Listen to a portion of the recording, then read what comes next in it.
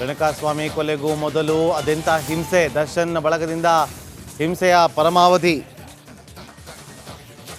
ಬೆಲ್ಟ್ನಿಂದ ಹೊಡೆದ್ರು, ಮರ್ಮಾಂಗಕ್ಕೆ ಒದ್ದಿದ್ದಾರೆ, ಕೈ ಕಾಲಿಗೆ ಸಿಗರೇಟ್ನಿಂದ ಸುಟ್ಟಿದ್ದಾರೆ. ರೇಣುಕಾಸ್ವಾಮಿಗೆ ವಿದ್ಯುತ್ ಶಾಕ್ ಅನ್ನ ಕೂಡ ಕೊಟ್ಟಿದ್ದಾರಂತೆ. ಇವರನ್ನ ಮನುಷ್ಯರಂತ ಕರಿಬೇಕಾ ಅಂತ ಪ್ರಶ್ನೆ ಉದ್ಭವ ಆಗ್ತಾ ಇದೆ.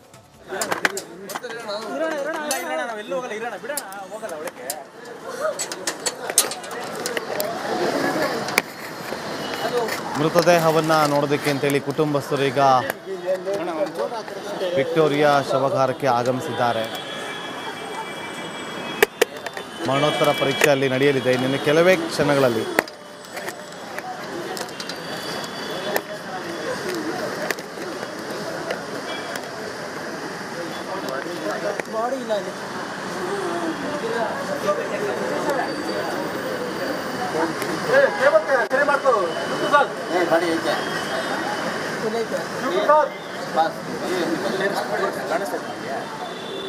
ನೋಡಿ ಅವರ ಕಣ್ಣೀರು, ಆಕ್ರಂದನ. ಅಲ್ಲ, ಒಂದು ಪ್ರಶ್ನೆ ಮಾಡ್ತೀವಿ ನಾವು. ಆತ ಮೆಸೇಜ್ ಮಾಡ್ದ ಅನ್ನೋ ಕಾರಣಕ್ಕೆ ಆತನ ಜೀವ ತೆಗೆಯುವ ಹಂತಕ್ಕೆ ಹೋಗಿದ್ದು ಎಷ್ಟು ಸರಿ? ಕಂಪ್ಲೇಂಟ್ ಕೊಡ್ಬೋದಿತ್ತು. ಪೊಲೀಸರು ಹಾಕಿದ್ದಾರೆ, ವಕೀಲರು ಹಾಕಿದ್ದಾರೆ, ಕಾನೂನು ಹಾಕಿದೆ. ನೋಡಿ, ಇವತ್ತು ಅವರ ಕುಟುಂಬದ ನೋವನ್ನು ಭರಿಸುವಂಥವ್ರು ಯಾರೀಗ?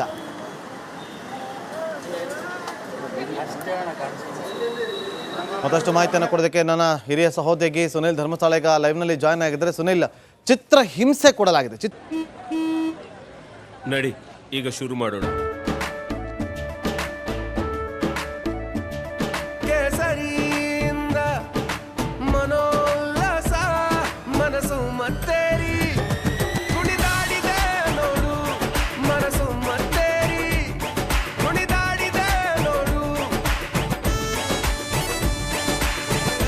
ಕ್ಷಣ ಕ್ಷಣವೂ ಆಚರಿಸಿ ಕೇಸರಿ ಹಬ್ಬ. ವಿಮಲ್ ಬಾಯಲ್ಲಿ ಹೇಳಿ ಕೇಸರಿ. ಚಿತ್ರ ಹಿಂಸೆ ಕೊಡಲಾಗಿದೆ ಆತನಿಗೆ ಎನ್ನುವ ಮಾಹಿತಿ ಇದೆ. ಕರೆಂಟ್ ಶಾಕ್ ಕೊಟ್ಟಿದ್ದಾರೆ, ಸಿಗರೇಟ್ನಿಂದ ಸುಟ್ಟಿದ್ದಾರೆ, ಮರ್ಮಾಂಗಕ್ಕೆ ಒದ್ದಿದ್ದಾರೆ, ಬೆಲ್ಟ್ಗಳಿಂದ ಹೊಡೆದಿದ್ದಾರೆ. ಇವರನ್ನ ಮನುಷ್ಯರು ಅನ್ಬೇಕಾಗತ್ತಾ ಅಂತ ಪ್ರಶ್ನೆ ಉದ್ಭವ ಆಗುತ್ತೆ ಸುನಿಲ್. ಎಸ್ ನಾಗೇಂದ್ರ, ಈ ಒಂದು ಕೇಸ್ನಲ್ಲಿ ಮೃತದೇಹ ಪತ್ತೆಯಾದ ಬಳಿಕ ಪೊಲೀಸರು ಪರಿಶೀಲನೆ ಮಾಡಿದಂಥ ಟೈಮ್ನಲ್ಲಿ ಗೊತ್ತಾಗಿದ್ದು ಎಷ್ಟು ಭೀಕರವಾಗಿ ಈ ಒಂದು ಹತ್ಯೆಯನ್ನು ಮಾಡಲಾಗಿದೆ ಅನ್ನುವಂಥದ್ದು. ಒಂದು ಕಡೆಯಲ್ಲಿ ಆರೋಪಿಗಳು ಹೇಳಿಕೆಯನ್ನು ಕೊಡುವಂಥ ಟೈಮ್ನಲ್ಲಿ ನಮಗೆ ಇವ್ರನ್ನ ಕೊಲೆ ಮಾಡುವಂಥ ಉದ್ದೇಶ ಇರಲಿಲ್ಲ ಅನ್ನುವಂಥನ್ನು ಹೇಳಿದರು.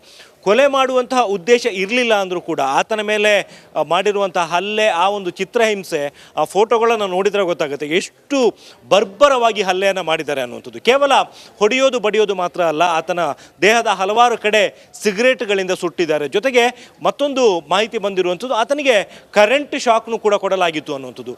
ಇದೇ RR ನಗರದ ಶೆಡ್ ಒಳಗಡೆ ಆತನಿಗೆ ಕರೆಂಟ್ ಶಾಕ್ನು ಕೂಡ ಕೊಡಲಾಗಿತ್ತು ಅನ್ನುವಂಥದ್ದು ಮಾಹಿತಿ ಬಂದಿರುವಂಥದ್ದು. ಇಷ್ಟೆಲ್ಲ ಚಿತ್ರಹಿಂಸೆ ಕೊಟ್ಟ ಬಳಿಕ ಆರೋಪಿಗಳು ಈ ಒಂದು ಮೃತದೇಹವನ್ನು ಹೇಗೆ ಡಿಸ್ಪೋಸ್ ಮಾಡೋದು ಅನ್ನುವಂಥದ್ರ ಬಗ್ಗೆ ಕೂಡ ಯೋಚನೆ ಮಾಡಿದ್ರು. ಅಂದರೆ ಕೊಲೆ ಮಾಡುವಂಥ ಉದ್ದೇಶ ಇರಲಿಲ್ಲ, ಹೊಡಿಬೇಕು, ಆತನಿಗೆ ಹಿಂಸೆಯನ್ನು ಕೊಡಬೇಕು ಅನ್ನುವಂಥದ್ದೇ ಇದ್ದಿದ್ದೇ ಆದರೂ ಕೂಡ ಇವರ ಆ ಬಲವಾದ ಹೊಡೆತಕ್ಕೆ ಆತ ತಡೆಯೋಕ್ಕಾಗದೆ ಸಾವನ್ನಪ್ಪಿರುವಂಥದ್ದು. ಖುದ್ದು ಆ ಸಂದರ್ಭದಲ್ಲಿ ಶೆಡ್ನೊಳಗಡೆ ಹಲ್ಲೆಯನ್ನು ಮಾಡುವಂಥ ಟೈಮ್ನಲ್ಲಿ ಅಲ್ಲಿ ದರ್ಶನ್ ಮತ್ತು ಪವಿತ್ರ ಗೌಡ ಇಬ್ಬರೂ ಕೂಡ ಇದ್ರು ಅನ್ನುವಂಥದ್ದು ಮಾಹಿತಿಯನ್ನು ಕೂಡ ವಿಚಾರಣೆ ವೇಳೆ ಆರೋಪಿಗಳು ಒಪ್ಕೊಂಡಿದ್ದಾರೆ. ಇದಾದ ಬಳಿಕ ಇವರು ಈ ಬಾಡಿಯನ್ನು ಡಿಸ್ಪೋಸ್ ಮಾಡೋದು ಹೇಗೆ ಅನ್ನುವಂಥ ಯೋಚನೆ ಮಾಡ್ತಿದ್ರು. ಅದಾದ ನಂತರ ಯಾರೋ ಒಬ್ಬರು ಪೊಲೀಸರು ಕೂಡ ಅವರು ಫೋನ್ ಮಾಡಿ ಈ ರೀತಿ ನಡೆದೋಗಿದೆ, ಏನು ಮಾಡೋದು ಅನ್ನುವಂಥದ್ದನ್ನ ಕೇಳಿದ್ರು ಅನ್ನುವಂಥ ವಿಚಾರ ಕೂಡ ಈಗ ತನಿಖೆ ವೇಳೆ ಗೊತ್ತಾಗಿದೆ. ಓಕೆ ಸುನಿಲ್, ಮತ್ತೆ ಸಂಪರ್ಕ ಮಾಡ್ತೀನಿ, ಮತ್ತೆ ಸಂಪರ್ಕವನ್ನು ಮಾಡ್ತೀವಿ. ನೋಡಿ, ಈಗ ಚಿತ್ರಹಿಂಸೆಯನ್ನು ಕೊಟ್ಟಿದ್ದಾರೆ. ಇವರ ಕೊಲೆ ಮಾಡೋ ಉದ್ದೇಶ ಇರಲಿಲ್ಲ. ಮತ್ತೊಂದು ಬ್ರೇಕಿಂಗ್ ಅಪ್ಡೇಟ್ ಲಭ್ಯವಾಗ್ತಾ ಇದೆ. ಸ್ವಇಚ್ಛೆ ಹೇಳಿಕೆ ದಾಖಲು ಮಾಡಿಕೊಳ್ಳುತ್ತಿರುವ ಪೊಲೀಸರು.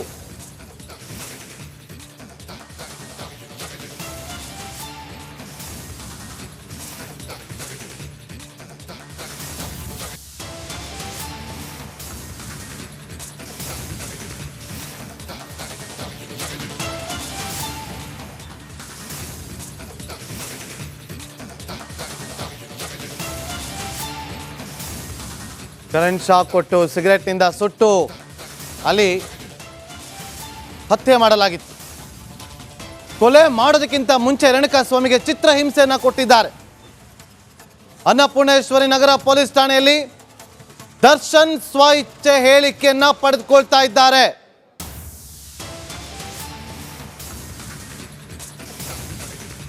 ಮಾಹಿತಿಯನ್ನ ಕೊಡ್ತಾ ಇದ್ರು ಸುನಿಲ್ ನೋಡಿ, ಈಗ ಸ್ವ ಇಚ್ಛಾ ಹೇಳಿಕೆಯನ್ನ ಪಡೆದುಕೊಳ್ತಿದ್ದಾರೆ. ಸ್ವ ಇಚ್ಛಾ ಹೇಳಿಕೆ ಪಡೆದುಕೊಂಡ ಬಳಿಕ ವಾಟ್ ನೆಕ್ಸ್ಟ್?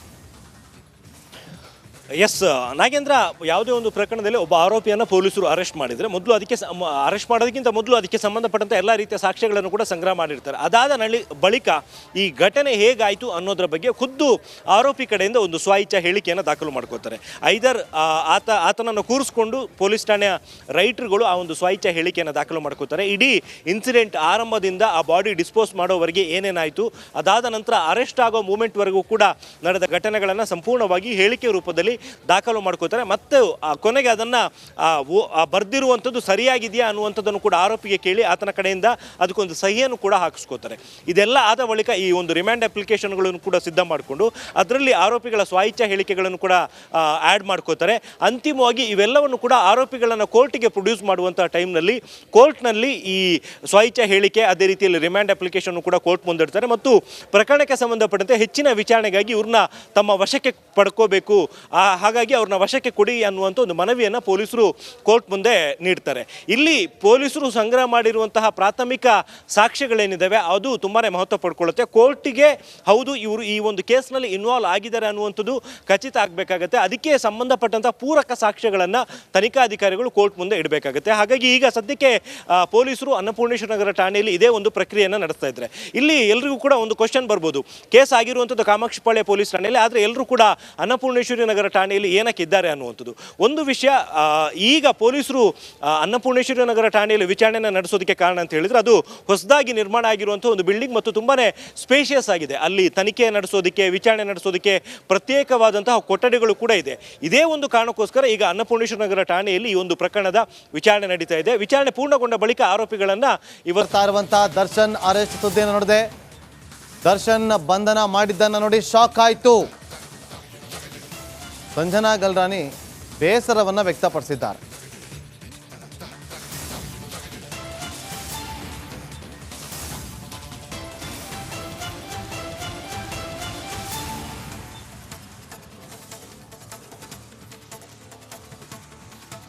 ಈ ಒಂದು ಸುದ್ದಿ ಏನು ನಾನು ನ್ಯೂಸಲ್ಲಿ ನೋಡ್ತಾ ಇದ್ದೀನಿ ಅದನ್ನ ನನಗೆ ತುಂಬ ಶಾಕ್ ಆಗಿದೆ, ಚಿಂತೆ ಕಾಡ್ತಾ ಇದೆ. ದೇವರಲ್ಲಿ ಆಲ್ರೆಡಿ ನಾನು ಕೂತ್ಕೊಂಡೀಗ ಪ್ರೇಯರ್ಸ್ ಮಾಡ್ತೀನಿ, ಪೂಜೆ ಮಾಡ್ತೀನಿ.